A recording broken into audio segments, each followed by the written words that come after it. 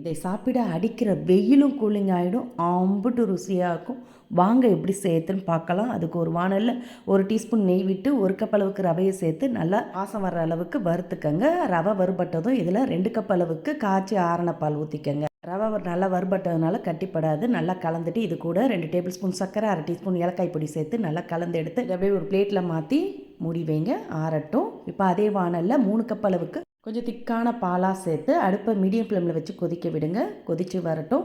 இப்போ ரவையும் நல்லா ஆறிடுத்து இதோட 2 டேபிள் ஸ்பூன் அளவுக்கு பால் போட்டு சேர்த்து நல்லா கலந்து அழுத்தி விட்டு சாஃப்டாக பிசைஞ்சிக்கங்க. பிசைஞ்சதுலேருந்து கொஞ்சமாக எடுத்து இது மாதிரி மெலிசாக தட்டையாக தட்டி எடுத்திங்கன்னா ரசமலாய் மாதிரி கிடைக்கும். இதே மாதிரி எல்லாத்தையும் தட்டி எடுத்து வச்சுக்கோங்க.